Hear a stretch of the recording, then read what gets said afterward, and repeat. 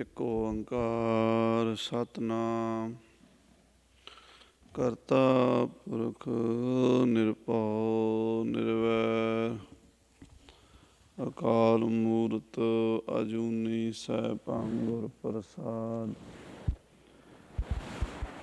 ਜਪ ਆਦਿ ਸੱਚ ਜੁਗਾਦ ਸੱਚ ਹੈ ਭੀ ਸੱਚ ਨਾਨਕ ਹੋਸੀ ਭੀ ਸੱਚ। ਗਿਆਨ ਅੰਜਨ ਗੁਰ ਦੀਆ ਅਗਿਆਨ ਅੰਧੇਰ ਬਿਨਾਸ਼। ਹਰ ਕਿਰਪਾ ਤੇ ਸੰਤ ਭੇਟਿਆ ਨਾਨਕ ਮਨ ਪ੍ਰਗਾਸ। ਗੋਬਿੰਦੇ ਮੁਕੰਦੇ ਉਦਾਰੇ ਅਪਾਰੇ ਹਰਿਯੰ ਕਰਿਯੰ ਨਾਮੇ ਅਕਾਮੇ। ਸਤਿਨਾਮ ਸ੍ਰੀ ਵਾਹਿਗੁਰੂ ਜੀ। ਪੌੜੀ। ਤੇਰੀ ਵਡਿਆਈ ਤੂੰ ਹੈ ਜਾਣਦਾ, ਤੁਧ ਜੇਵੜ ਅਵਰ ਨਾ ਕੋਈ। ਤੁਧ ਜੇਵੜ ਹੋਰ ਸ਼ਰੀਕ ਹੋਵੈ ਤਾਂ ਆਖੀਐ, ਤੁਧ ਜੇਵੜ ਤੂੰ ਹੈ ਹੋਈ। ਤੇਰੀ ਵਡਿਆਈ ਤੂੰ ਹੈ ਜਾਣਦਾ, ਤੁਧ ਜੇਵੜ ਅਵਰ ਨਾ ਕੋਈ। ਤੁਧ ਜੇਵੜ ਹੋਰ ਸ਼ਰੀਕ ਹੋਵੈ ਤਾਂ ਆਖੀਐ, ਤੁਧ ਜੇਵੜ ਤੂੰ ਹੈ ਹੋਈ। ਜਿਨ ਤੂੰ ਸੇਵਿਆ ਤਿਨ ਸੁਖ ਪਾਇਆ, ਹੋਰ ਤਿਸ ਦੀ ਰੀਸ ਕਰੇ ਕਿਆ ਕੋਈ। ਤੂੰ ਭੰਨਣ ਘੜਨ ਸਮਰੱਥ ਦਾਤਾਰ ਹੈ, ਤੁਧ ਅੱਗੇ ਮੰਗਣ ਨੋ ਹੱਥ ਜੋੜ ਖਲੀ ਸਭ ਹੋਈ। ਤੁਧ ਜੇਵੜ ਦਾਤਾਰ ਮੈਂ ਕੋਈ ਨਦਰ ਨ ਆਵਈ, ਤੁਧ ਸਭ ਸਹਿ ਨੋ ਦਾਨ ਦਿੱਤਾ। ਖੰਡੀ ਵਰ ਭੰਡੀ ਪਾਤਾਲੀ ਪੁਰਈ ਸਭ ਲੋਈ। ਤੁਧ ਜੇਵੜ ਦਾਤਾਰ ਮੈਂ ਕੋਈ ਨਦਰ ਨ ਆਵਈ, ਤੁਧ ਸਭ ਸਹਿ ਨੋ ਦਾਨ ਦਿੱਤਾ। ਖੰਡੀ ਵਰ ਭੰਡੀ ਪਾਤਾਲੀ ਪੁਰਈ ਸਭ ਲੋਈ। ਵਾਹਿਗੁਰੂ ਜੀ ਕਾ ਖਾਲਸਾ ਵਾਹਿਗੁਰੂ ਜੀ ਕੀ ਫਤਿਹ। ਪਰਮ ਸਨਮਾਨਯੋਗ ਗੁਰੂ ਖਾਲਸਾ ਸਾਧ ਸੰਗਤ ਜੀਓ, ਜਿਨ ਕੇ ਭਾਗ ਬੜੇ ਹੈ ਭਾਈ ਤਿਨ ਸਾਧੂ ਸੰਗ ਮੁਖ ਜੁਰੇ। ਆਪ ਜੀ ਅਤਿਅੰਤ ਵਡਭਾਗੇ ਹੋ, ਸਤਿਗੁਰੂ ਜੀ ਦੀ ਪਾਵਨ ਪਵਿੱਤਰ ਹਜ਼ੂਰੀ ਵਿਖੇ ਅੰਮ੍ਰਿਤ ਵੇਲੇ ਦੇ ਦੀਵਾਨ ਦੀਆਂ ਹਾਜ਼ਰੀਆਂ ਭਰ ਕੇ ਆਪਣਾ ਮਨੁੱਖਾ ਜੀਵਨ ਸਫਲਾ ਕਰ ਰਹੇ ਹੋ।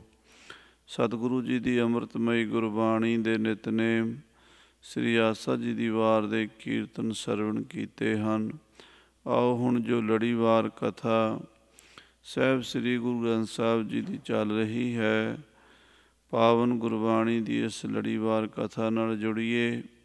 ਸਤਿਗੁਰੂ ਰਾਮਦਾਸ ਸਾਹਿਬ ਜੀ ਦੀ ਉਚਾਰਨ ਕੀਤੀ ਹੋਈ ਪੌੜੀ, ਜਿਸ ਵਿੱਚ ਵਾਹਿਗੁਰੂ ਪਰਮੇਸ਼ਰ ਅਕਾਲ ਪੁਰਖ ਜੀ ਜੋ ਲਾ ਸ਼ਰੀਕ ਹਨ, ਜਿਨ੍ਹਾਂ ਦੇ ਵਰਗਾ ਕੋਈ ਸੰਸਾਰ 'ਤੇ ਕੁਛ ਵੀ ਨਹੀਂ, ਉਹ ਐਸੇ ਅਕਾਲ ਪੁਰਖ ਨਿਰੰਕਾਰ ਦੀ ਵੱਡੀ ਵਡਿਆਈ ਗੁਰੂ ਕੀ ਬਾਣੀ ਵਿੱਚ ਕਥਨ ਕੀਤੀ ਗਈ ਹੈ। ਵੱਡੀ ਹੂੰ ਵੱਡਾ ਅਪਾਰ ਤੇਰਾ ਮਰਤਬਾ, ਰੰਗ ਪਰੰਗ ਅਨੇਕ ਨ ਜਾਪਣ ਕਰਤਬਾ। ਜੀਆਂ ਅੰਦਰ ਜੀਓ ਸਭ ਕੁਛ ਜਾਣ ਲਾ, ਸਭ ਕੁਛ ਤੇਰੇ ਵਸ ਤੇਰਾ ਘਰ ਭਲਾ। ਤੇਰੇ ਘਰ ਆਨੰਦ ਵਧਾਈ ਤੁਧ ਘਰ, ਮਾਣ ਮਹੱਤਾ ਤੇਜ ਆਪਣਾ ਆਪ ਜਰ। ਸਰਬ ਕਲਾ ਭਰਪੂਰ ਦੀਸੈ ਜਤ ਕਥਾ, ਨਾਨਕ ਦਾਸਨ ਦਾਸ ਤੁਧ ਆਗੇ ਬਿਨਵਤਾ। ਐਸਾ ਉਹ ਵਾਹਿਗੁਰੂ ਬੇਅੰਤ ਵਡਿਆਈਆਂ ਦਾ ਮਾਲਕ ਹੈ, ਬਲਕਿ ਸਰਬ ਵਡਿਆਈ ਸਾਰੀ ਉਪਮਾ ਉਹਦੇ ਵਾਸਤੇ ਹੀ ਹੈ। ਔਰ ਉਹ ਅਕਾਲ ਪੁਰਖ ਨਿਰੰਕਾਰ ਸਰਬੱਤਰ ਜਤਰ ਕਤਰ ਤਤਰ ਘਟ ਘਟ ਦੇ ਵਿੱਚ ਵਿਆਪਕ ਹੈ। ਸਰਬੀ ਰੰਗੀ ਰੂਪੀ ਤੂੰ ਹੈ, ਤਿਸ ਬਖਸ਼ੇ ਜਿਸ ਨਦਰ ਕਰੇ। ਸਾਰਿਆਂ ਰੰਗਾਂ ਵਿੱਚ ਸਾਰਿਆਂ ਰੂਪਾਂ ਵਿੱਚ, ਕੀੜੀ ਤੋਂ ਲੈ ਕੇ ਹਾਥੀ ਪਰਯੰਤ, ਮੱਛਰ ਤੋਂ ਲੈ ਕੇ ਗਰੜ ਪਰਯੰਤ, ਜਿਤਨੇ ਤੁਰਨ ਵਾਲੇ ਉੱਡਣ ਵਾਲੇ ਜੀਵ ਜੰਤੂ ਪਸ਼ੂ ਪੰਛੀ ਹਨ, ਸਾਰਿਆਂ ਵਿੱਚ ਉਹਦੀ ਜੋਤ ਦਾ ਪ੍ਰਕਾਸ਼ ਹੈ। ਚੰਦ, ਸੂਰਜ, ਗ੍ਰਹਿ, ਤਾਰੇ, ਨਛੱਤਰਾਂ ਵਿੱਚ ਉਹਦੀ ਜੋਤ ਦਾ ਪ੍ਰਕਾਸ਼ ਹੈ। ਪੰਜਾਂ ਤੱਤਾਂ ਵਿੱਚ ਉਹਦੀ ਜੋਤ ਦਾ ਪ੍ਰਕਾਸ਼ ਹੈ। ਪੰਜਾਂ ਤੱਤਾਂ ਤੋਂ ਬਣੇ ਹੋਏ ਪੰਜ ਭੂਤਕ ਸਰੀਰ ਵਿੱਚ ਵੀ ਉਸੇ ਜੋਤ ਦਾ ਹੀ ਪ੍ਰਕਾਸ਼ ਹੈ। ਸੋ ਗੁਰੂ ਸਾਹਿਬ ਜੀ ਨੇ ਸਾਨੂੰ ਉਸ ਪ੍ਰਤੱਖ ਜੋਤ ਨਾਲ, ਜੋ ਸਰਬੱਤਰ ਵਿਆਪਕ ਹੈ, ਉਸ ਜੋਤ ਨਾਲ ਜੋੜਿਆ ਹੈ। ਜਾਗਤ ਜੋਤ ਜਪੈ ਨਿਸਬਾਸੁਰ, ਏਕ ਬਿਨਾ ਮਨ ਨੈਕ ਨ ਆਨੈ। ਪੂਰਨ ਪ੍ਰੇਮ ਪ੍ਰਤੀਤ ਸਜੈ, ਬਰਤ ਗੋਰ ਮੜੀ ਮਟ ਭੂਲ ਨ ਮਾਨੈ। ਤੀਰਥ ਦਾਨ ਦਇਆ ਦਮ ਸੰਜਮ, ਏਕ ਬਿਨਾ ਨਹਿ ਏਕ ਪਛਾਨੈ। ਪੂਰਨ ਜੋਤ ਜਗੈ ਘਟ ਮੈਂ, ਤਬ ਖਾਲਸ ਤਾਹਿ ਨ ਖਾਲਸ ਜਾਨੈ। ਸਾਹਿਬ ਸ੍ਰੀ ਗੁਰੂ ਗੋਬਿੰਦ ਸਿੰਘ ਸਾਹਿਬ ਜੀ ਮਹਾਰਾਜ ਆਪਣੀ ਪਾਵਨ ਗੁਰਬਾਣੀ ਵਿੱਚ ਕਥਨ ਕਰ ਰਹੇ ਹਨ ਕਿ ਖਾਲਸਾ ਉਹ ਹੈ ਜਿਹੜਾ ਉਸ ਪ੍ਰਤੱਖ ਜੋਤ ਨੂੰ, ਸਰਬ ਵਿਆਪਕ ਜਾਗਦੀ ਜੋਤ ਨੂੰ ਜਪਦਾ ਹੈ। ਇੱਕ ਅਕਾਲ ਪੁਰਖ ਉਸ ਨਿਰੰਕਾਰ ਵਾਹਿਗੁਰੂ ਦੀ ਜੋਤ ਤੋਂ ਬਿਨਾਂ ਹੋਰ ਕਿਸੇ ਮਾਇਕ ਪਦਾਰਥ ਦਾ ਫੁਰਨਾ ਆਪਣੇ ਮਨ ਵਿੱਚ ਨਹੀਂ ਆਉਣ ਦਿੰਦਾ। ਜੇ ਉਹ ਮਾਇਆ ਵਿੱਚ ਵੀ ਦੇਖਦਾ ਹੈ ਤਾਂ ਬ੍ਰਹਮ ਨੂੰ ਹੀ ਦੇਖਦਾ ਹੈ। ਇਹ ਵਿਸ਼ ਸੰਸਾਰ ਤੁਮ ਦੇਖਦੇ, ਇਹੋ ਹਰ ਕਾ ਰੂਪ ਹੈ, ਹਰ ਰੂਪ ਨਦਰੀ ਆਇਆ। ਸੋ ਗੁਰਦੇਵ ਸੱਚੇ ਪਾਤਸ਼ਾਹ ਜੀ ਮਹਾਰਾਜ ਦੀ ਇਸ ਪਾਵਨ ਪੌੜੀ ਦੀ ਵਿਚਾਰ ਸਤਿਗੁਰੂ ਰਾਮਦਾਸ ਸਾਹਿਬ ਜੀ ਆਪ ਕਿਰਪਾ ਕਰਕੇ ਕਰਾ ਲੈਣ। ਪ੍ਰੇਮ ਨਾਲ ਸਰਵਣ ਕਰੀਏ। ਆਖੀਏ ਸਤਿਨਾਮ ਵਾਹਿਗੁਰੂ ਸਾਹਿਬ ਜੀ। ਸਤਿਨਾਮ ਸ੍ਰੀ ਵਾਹਿਗੁਰੂ। ਪੌੜੀ ਤੇਰੀ ਵਡਿਆਈ ਤੂੰ ਹੈ ਜਾਣਦਾ, ਤੁਧ ਜੇਵੜ ਅਵਰ ਨਾ ਕੋਈ। ਹੇ ਵਾਹਿਗੁਰੂ, ਤੇਰੀ ਵਡਿਆਈ ਨੂੰ, ਤੇਰੀ ਉਚਾਈ ਨੂੰ, ਤੇਰੀ ਮਹਾਨਤਾ ਨੂੰ ਤੂੰ ਹੀ ਜਾਣਦਾ ਹੈ। ਕਿਉਂਕਿ ਸਾਡੇ ਕੋਲ ਜੋ ਜਾਣਨ ਦੇ ਸਾਧਨ ਹਨ ਉਹ ਪੰਜ ਗਿਆਨ ਇੰਦਰੇ ਹਨ, ਮਨ ਔਰ ਬੁੱਧੀ ਹੈ। ਪੰਜਾਂ ਗਿਆਨ ਇੰਦਰੀਆਂ ਦੁਆਰਾ ਬਾਹਰਲੇ ਪਦਾਰਥਾਂ ਦਾ ਗਿਆਨ ਹੋ ਸਕਦਾ ਹੈ। ਪੰਜਾਂ ਇੰਦਰੀਆਂ ਦਾ ਗਿਆਨ ਵੀ ਸੀਮਤ ਹੈ, ਅਸੀਮ ਨਹੀਂ ਹੈ। ਅੱਖਾਂ ਕੇਵਲ ਰੂਪ ਦਾ ਗਿਆਨ ਪ੍ਰਾਪਤ ਕਰ ਸਕਦੀਆਂ ਹਨ, ਕੰਨ ਕੇਵਲ ਸ਼ਬਦ ਦਾ ਗਿਆਨ ਪ੍ਰਾਪਤ ਕਰ ਸਕਦੇ ਹਨ, ਉਹ ਵੀ ਸੀਮਤ। ਅਸੀਮ ਸ਼ਬਦ ਨੂੰ ਵੀ ਨਹੀਂ ਸੁਣ ਸਕਦੇ, ਅਸੀਮ ਸਰੂਪ ਨੂੰ ਵੀ ਨਹੀਂ ਦੇਖ ਸਕਦੇ। ਵਿਰਾਟ ਰੂਪ ਦੇਖਣਾ ਔਖਾ ਹੈ ਅੱਖਾਂ ਵਾਸਤੇ, ਔਰ ਵਿਰਾਟ ਸ਼ਬਦ ਵੀ ਸੁਣਨਾ ਕੰਨਾਂ ਵਾਸਤੇ ਕਠਿਨ ਹੈ। ਸਪਰਸ਼ ਕਰ ਸਕਦੀ ਹੈ ਚਮੜੀ, ਪਰ ਸੀਮਤ ਅਸੀਮ ਨੂੰ ਨਹੀਂ ਕਰ ਸਕਦੀ। ਬਹੁਤ ਤੱਤੀ ਅੱਗ ਨੂੰ ਜੇ ਉਹ ਸਪਰਸ਼ ਕਰੇਗੀ ਤਾਂ ਆਪ ਸੜ ਜਾਵੇਗੀ। ਇਸ ਕਰਕੇ ਉਹਦੀ ਵੀ ਇੱਕ ਸੀਮਾ ਹੈ, ਇੱਕ ਹੱਦ ਹੈ। ਪੰਜੇ ਹੀ ਗਿਆਨ ਇੰਦਰੀਆਂ ਦੀ ਸੀਮਾ ਹੈ, ਹੱਦ ਹੈ। ਅਕਾਲ ਪੁਰਖ ਇਹਨਾਂ ਚੀਜ਼ਾਂ ਤੋਂ, ਇਹਨਾਂ ਗੱਲਾਂ ਤੋਂ ਪਰੇ ਹੈ। ਇਸ ਕਰਕੇ ਉਸ ਨੂੰ ਅਤਿੰਦਰੀय ਗਿਆਨ ਦੁਆਰਾ ਜਾਣਿਆ ਜਾਂਦਾ ਹੈ। ਉਹ ਗਿਆਨ ਕੇਵਲ ਅਨੁਭਵ ਦਾ ਹੈ। ਸ੍ਰੀ ਜਾਪ ਸਾਹਿਬ ਜੀ ਦੇ ਪਹਿਲੇ ਛੰਦ ਵਿੱਚ ਮਹਾਰਾਜ ਸਾਹਿਬ ਜੀ ਇਸ ਪ੍ਰਥਾਏ ਕਥਨ ਕਰ ਦਿੱਤਾ ਹੈ। ਚੱਕਰ ਚੇ ਨਰ ਵਰਨ ਜਾਤ ਅਰ ਪਾਤ ਨਹਿਨ ਜਿਹੇ, ਰੂਪ ਰੰਗ ਅਰ ਰੇਖ ਭੇ ਕਉ ਕਹਿ ਨਾ ਸਕਤ ਕਹੇ। ਅਚਲ ਮੂਰਤ ਅਨੁਭਵ ਪ੍ਰਕਾਸ਼, ਅਮਿਤੋਜ ਕਹਿਜੈ ਕੋਟ ਇੰਦਰ ਇੰਦਰਾਣ ਸਾਹੇ ਸਾਹਾਨ ਗਣਿਜੈ। ਜਿਹੜਾ ਸਾਰਿਆਂ ਦਾ ਅਧਿਸ਼ਠਾਨ ਆਸਰਾ ਹੈ, ਕਰੋੜਾਂ ਇੰਦਰ, ਕਰੋੜਾਂ ਬ੍ਰਹਮੇ, ਕਰੋੜਾਂ ਵਿਸ਼ਨੂੰ, ਕਾਲ ਪੁਰਖ ਕੀ ਦੇਹ ਮੋਹ, ਕੋਟਕ ਵਿਸ਼ਨ ਮਹੇਸ਼, ਕੋਟ ਇੰਦਰ ਬ੍ਰਹਮਾ ਕਿਤੇ, ਰਵ ਸਸ ਕਰੋੜ ਜਲੇਸ਼। ਐਸਾ ਵਿਰਾਟ ਉਸ ਅਕਾਲ ਪੁਰਖ ਦਾ ਸਰੂਪ ਹੈ। ਨਾ ਹੀ ਮਨ ਦੀ ਪਕੜ ਵਿੱਚ ਆਉਂਦਾ ਹੈ, ਨਾ ਹੀ ਬੁੱਧੀ ਦੀ ਪਕੜ ਵਿੱਚ ਆਉਂਦਾ ਹੈ। ਜੋ ਮਨ ਬੁੱਧੀ ਤੋਂ ਵੀ ਪਰੇ ਹੈ, ਗਿਆਨ ਇੰਦਰੀਆਂ ਤੋਂ ਤਾਂ ਬਹੁਤ ਪਰੇ ਹੈ।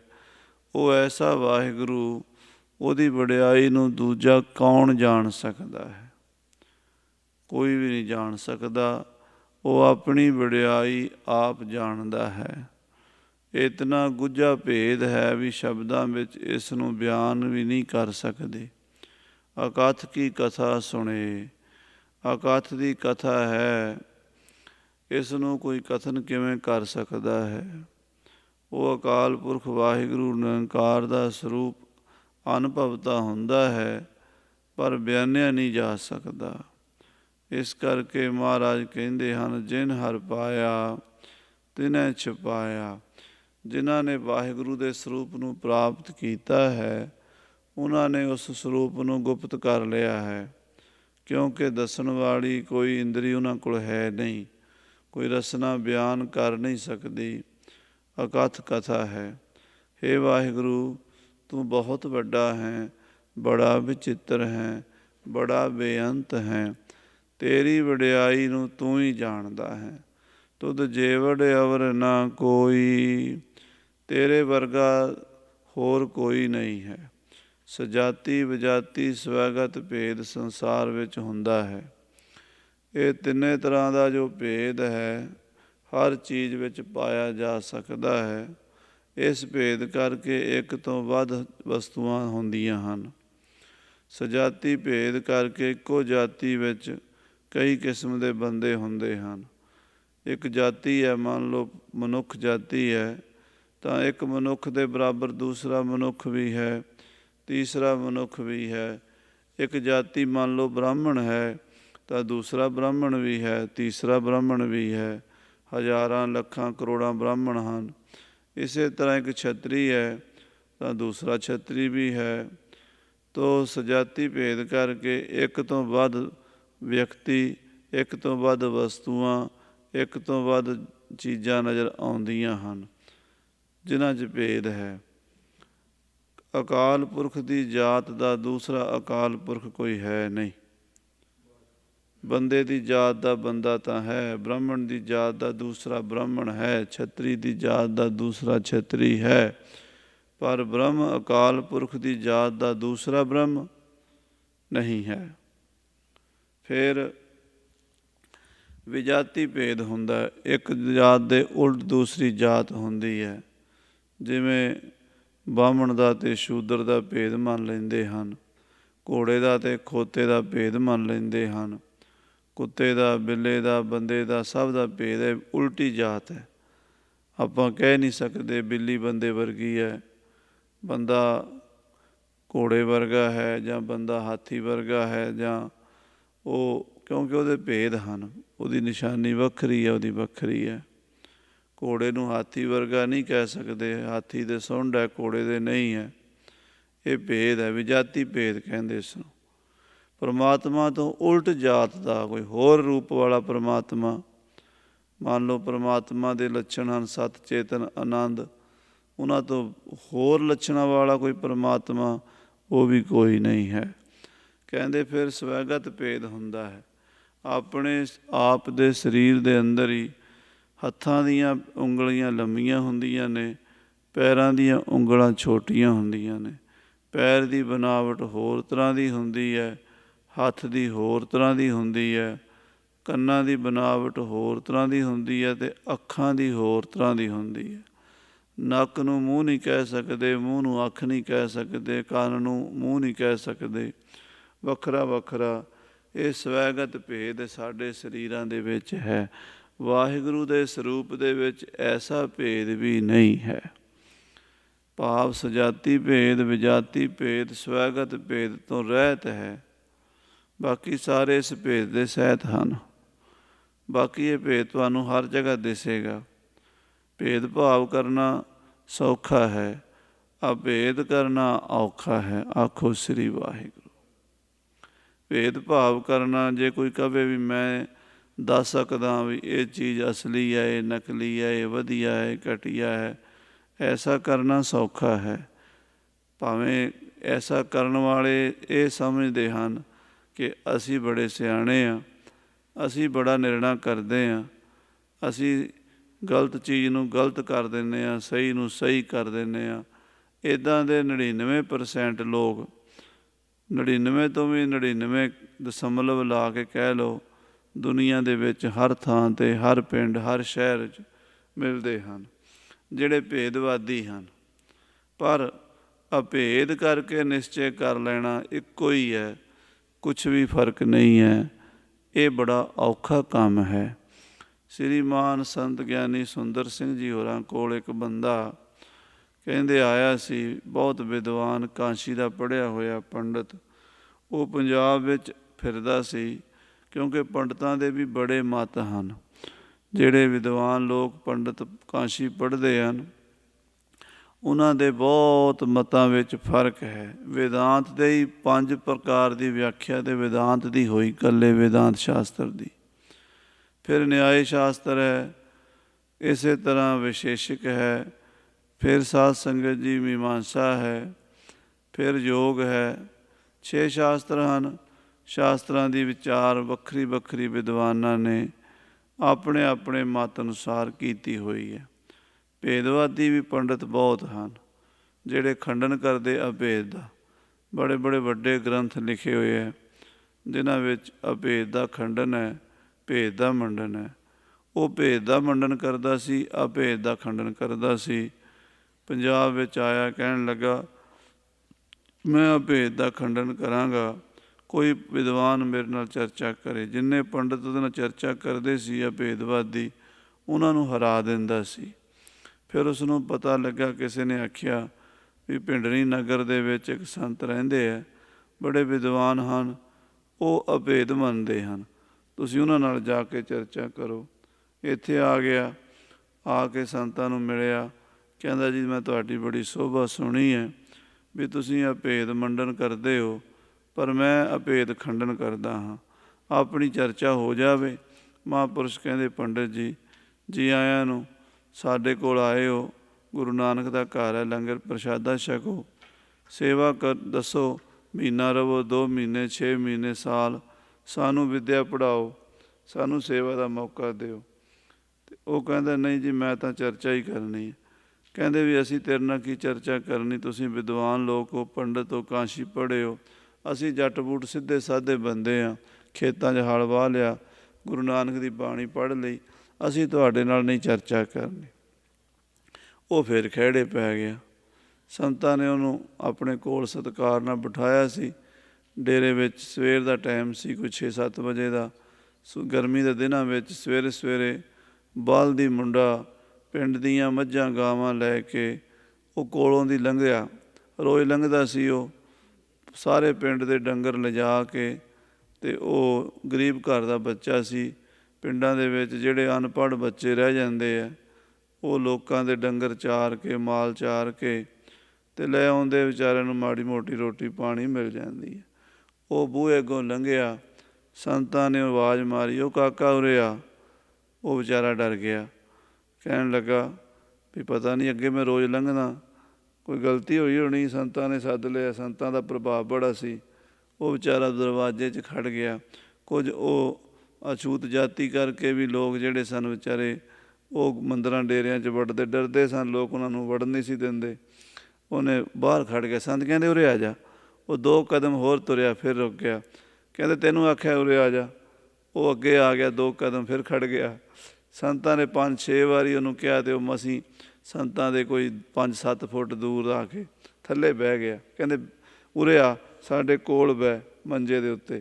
ਉਹ ਕਹਿੰਦਾ ਮਹਾਰਾਜ ਤੁਹਾਡੇ ਮੰਜੇ 'ਤੇ ਮੈਂ ਕਿਵੇਂ ਬਹਿ ਸਕਦਾ। ਸੰਤ ਉਹਨੂੰ ਬਾਹੋਂ ਫੜ ਕੇ ਖਿੱਚਣ ਵੀ ਮੰਜੇ 'ਤੇ ਬਹਿ, ਉਹ ਬਾਂਹ ਛੁਡਾ ਕੇ ਪਿਛੇ ਨੂੰ ਭੱਜੇ। 5-7 ਮਿੰਟ ਲੱਗੇ ਰਹੇ। 5-7 ਮਿੰਟ ਉਹਨੂੰ ਮੰਜੇ 'ਤੇ ਬਿਠਾਉਣ ਦੀ ਕੋਸ਼ਿਸ਼ ਕੀਤੀ, ਉਹ ਨਹੀਂ ਬੈਠਿਆ।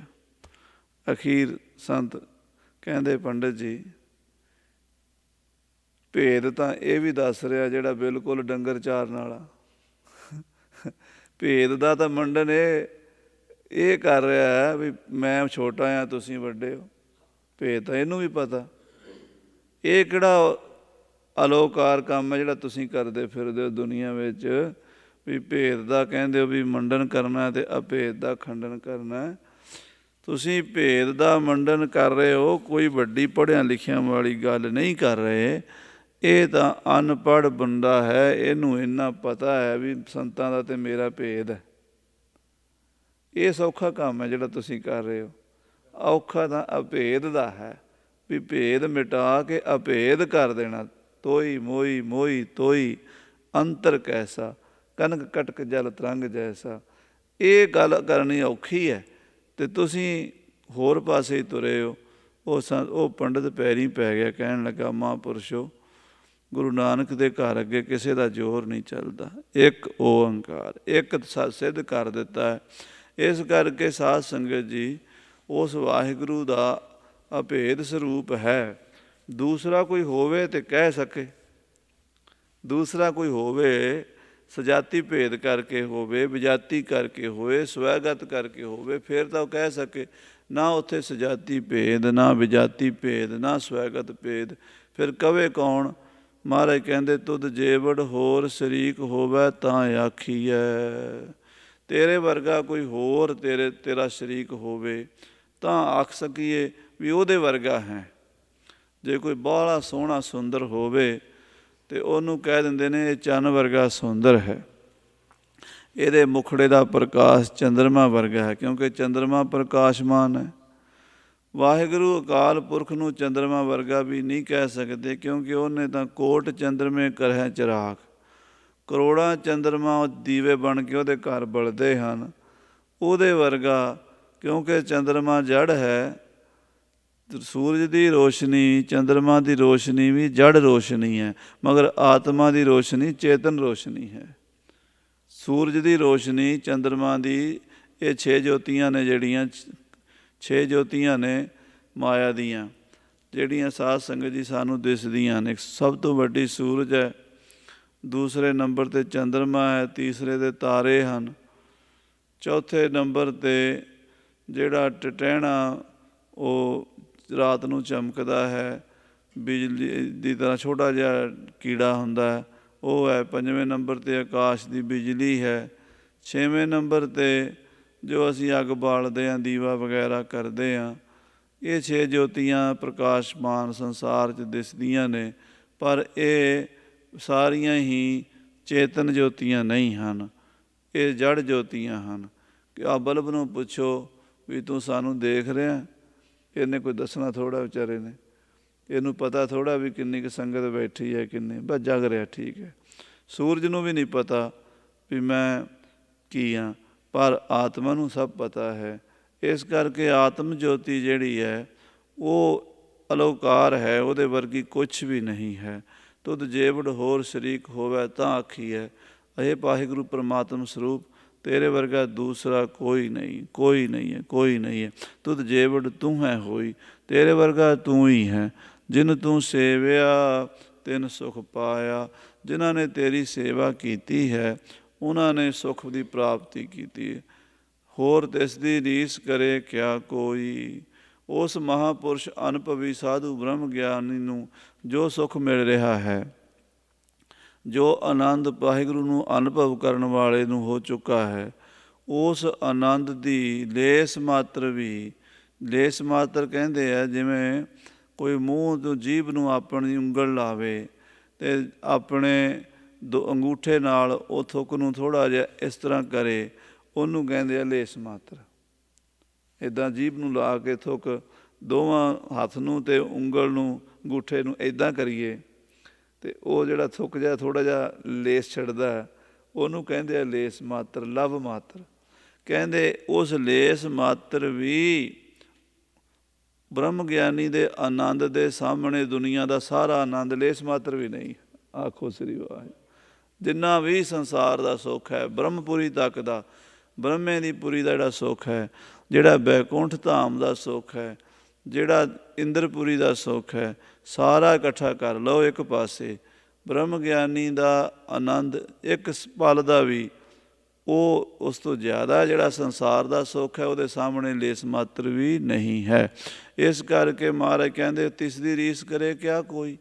ਉਸ ਬ੍ਰਹਮ ਗਿਆਨੀ ਦੀ ਕਿਆ ਕੋਈ ਰੀਸ ਕਰੇਗਾ, ਜਿਹੜਾ ਆਨੰਦ ਉਹ ਮਾਣ ਰਿਹਾ ਹੈ, ਜਿਹੜੇ ਆਨੰਦ ਵਿੱਚ ਉਹ ਵਿਚਰ ਰਿਹਾ ਹੈ, ਜਿਹੜੀ ਮੌਜ ਵਿੱਚ ਉਹ ਫਿਰ ਰਿਹਾ ਹੈ, ਉਹਦਾ ਕੋਈ ਮੁੱਲ ਨਹੀਂ ਹੈ। ਤੂੰ ਭੰਨਣ ਘੜਨ ਸਮਰੱਥ ਦਾਤਾਰ ਹੈ। ਤੁਧ ਅੱਗੇ ਮੰਗਣ ਨੋ ਹੱਥ ਜੋੜ ਖਲੀ ਸਭ ਹੋਈ। ਹੇ ਵਾਹਿਗੁਰੂ, ਤੂੰ ਭੰਨਣ ਘੜਨ ਵਿੱਚ ਸਮਰੱਥ ਦਾਤਾਰ ਹੈ। ਤੂੰ ਭੰਨ ਵੀ ਸਕਦਾ, ਘੜ ਵੀ ਸਕਦਾ। ਖਿੰਨ ਵਿੱਚ ਤੂੰ ਸਾਜ ਦਿੰਦਾ, ਖਿੰਨ ਵਿੱਚ ਹੀ ਤੂੰ ਭੰਨ ਦਿੰਦਾ। ਤੇਰੀ ਖੇਡ ਬੜੀ ਨਿਆਰੀ ਹੈ। ਤੇਰੇ ਅੱਗੇ ਸਾਰੀ ਦੁਨੀਆ ਹੱਥ ਜੋੜ ਕੇ ਖੜੀ ਹੋਈ ਮੰਗ ਰਹੀ ਹੈ। ਸਭ ਤੁਧੈ ਥਾਮੋਂ ਮੰਗਦੇ ਨਿਤ ਕਰ ਅਰਦਾਸ। ਤੁਧ ਜੇਵੜ ਦਾਤਾਰ ਮੈਂ ਕੋਈ ਨਦਰ ਨਾ ਆਵਈ। ਹੇ ਵਾਹਿਗੁਰੂ, ਤੇਰੇ ਵਰਗਾ ਦਾਤਾਰ ਮੈਨੂੰ ਕੋਈ ਨਜ਼ਰ ਨਹੀਂ ਆਉਂਦਾ। ਤੁਧ ਸਭ ਸੈ ਨੂੰ ਦਾਨ ਦਿੱਤਾ। ਤੂੰ ਸਾਰਿਆਂ ਨੂੰ ਦਾਨ ਦਿੱਤਾ। ਕਿਹਨਾਂ ਕਿਹਨਾਂ ਨੂੰ ਦਿੱਤਾ? ਖੰਡੀ ਵਰਭੰਡੀ ਪਾਤਾਲੀ ਪੁਰਈ ਸਭ ਲੋਈ। ਖੰਡ ਧਰਤੀ ਦੇ 9 ਹਨ। ਜਿਹੜੀ ਧਰਤੀ 'ਤੇ ਅਸੀਂ ਰਹਿੰਦੇ ਹਾਂ, ਇਹਨੂੰ 9 ਖੰਡਾਂ ਵਾਲੀ ਧਰਤੀ ਕਹਿੰਦੇ ਹਨ। ਅਤੇ ਵਰਭੰਡ ਕਹਿੰਦੇ ਬ੍ਰਹਮੰਡ ਨੂੰ, ਜਿਹਦੇ ਵਿੱਚ ਕਰੋੜਾਂ ਹੀ ਆਕਾਸ਼ ਗੰਗਾ ਗਲੈਕਸੀ ਆ ਜਾਂਦੀਆਂ ਹਨ। ਪਾਤਾਲੀ ਥੱਲੇ ਜੋ ਪਾਤਾਲ ਕਹਿੰਦੇ ਹਨ। ਪੁਰਈ ਕਹਿੰਦੇ ਨਗਰਾਂ ਸ਼ਹਿਰਾਂ, ਬਹੁਤ ਵੱਡੇ ਵੱਡੇ ਸ਼ਹਿਰ, ਵੱਡੇ ਵੱਡੇ ਨਗਰ। ਸਭ ਲੋਈ ਸਾਰੀ ਦੁਨੀਆ। ਖੰਡਾਂ ਨੂੰ, ਬ੍ਰਹਮੰਡਾਂ ਨੂੰ, ਪਾਤਾਲਾਂ ਨੂੰ, ਨਗਰਾਂ ਸ਼ਹਿਰਾਂ ਨੂੰ, ਸਭ ਲੋਕਾਂ ਨੂੰ ਦਾਨ ਦੇਣ ਵਾਲਾ ਦਾਤਾਰ ਤੂੰ ਹੈ ਮੇਰੇ ਵਾਹਿਗੁਰੂ। ਤੁਧ ਸਭ ਸੈ ਨੂੰ ਦਾਨ ਦਿੱਤਾ। ਖੰਡੀ ਬ੍ਰਹਮੰਡੀ ਪਾਤਾਲੀ ਪੁਰਈ ਸਭ ਲੋਈ। ਭੁੱਲਾਂ ਚੁੱਕਾਂ ਦੀ ਖਿਮਾ ਫਤਿਹ ਬੁਲਾਓ। ਵਾਹਿਗੁਰੂ ਜੀ ਕਾ ਖਾਲਸਾ, ਵਾਹਿਗੁਰੂ ਜੀ ਰਾਮ ਕਲੀ ਮਹੱਲਾ ਤੀਜਾ। ਆਨੰਦ ਏਕ ਓਂਕਾਰ ਸਤਿਗੁਰ ਪ੍ਰਸਾਦ। ਆਨੰਦ ਪਿਆ ਮੇਰੀ ਮਾਏ ਸਤਿਗੁਰੂ ਮੈਂ। ਸਤਿਗੁਰ ਤਾਂ ਪਾਇਆ ਸਹਿਜ ਸੇਤੀ ਮਨ ਵਜੀਆਂ। ਰਾਗ ਰਤਨ ਪਰਵਾਰ ਭਰੀਆਂ ਸ਼ਬਦ ਗਾਵਣ ਆਈਆਂ। ਸ਼ਬਦੋ ਤਾਂ ਗਾਵੋ ਹਰੀ ਕੇਰਾ ਮਨ ਜਿਨੀ ਵਸਾਇਆ। ਕਹਿ ਨਾਨਕ ਏ ਮਨ ਮੇਰਿਆ ਤੂੰ ਸਦਾ ਰਹੋ ਹਰ ਨਾਲੇ। ਹਰ ਨਾਲ ਰਹੋ ਤੂੰ ਮਨ ਮੇਰੇ। ਦੁਖ ਸਭ ਅੰਗੀਕਾਰੋ ਕਰੇ ਤੇਰਾ ਕਾਰਜ ਸਭ ਸਵਾਰਣਾ। ਸਭਨਾ ਗੱਲਾਂ ਸਮਰੱਥ ਸੁਆਮੀ ਸੋ ਕਿਉ ਮਨੋ। ਕਹਿ ਨਾਨਕ ਮਨ ਮੇਰੇ ਸਦਾ ਰਹੋ ਹਰ ਨਾਲੇ।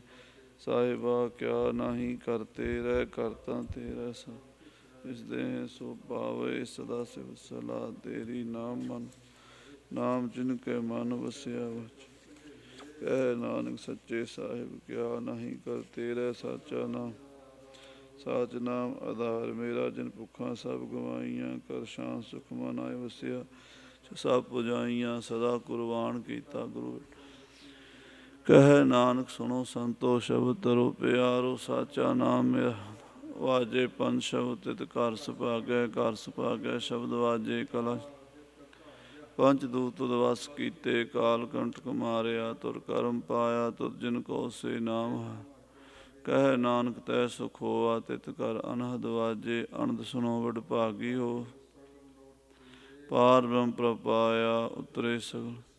ਦੁਖ ਰੋਗ ਸੰਤਾਪ ਉਤਰੇ। ਸੁਣੀ ਸੱਚੀ ਬਾਣੀ ਸੰਤ ਪੂਰੇ ਗੁਰ ਤੇ ਜਾਣੀ। ਸੁਣਤੇ ਪੁਨੀਤ ਕਹਿਤੇ ਪਵਿੱਤ। ਸਤਿਗੁਰ ਬਿਨਵੰਤ ਨਾਨਕ ਗੁਰ ਚਰਨ ਲਾਗ। ਵਾਜੇ ਅਨਹਦ ਤੂਰੇ ਸਲੋਕ ਪਾਵਨ ਗੁਰੂ ਪਾਣੀ ਪਿਤ। ਦਿਵਸ ਰਾਤ ਦੋਇ ਦਾਈ ਦਾਇਆ। ਖੇਲੇ ਸਗਲ ਜਗਤ ਚੰਗਿਆਈਆਂ।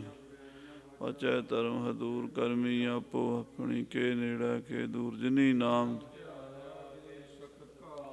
ਨਾਨਕ ਤੇ ਮੁਖ ਉਜਲੇ ਕੀਤੀ ਛੁਟ। ਵਾਹਿਗੁਰੂ ਜੀ ਕਾ ਖਾਲਸਾ, ਵਾਹਿਗੁਰੂ ਜੀ ਕੀ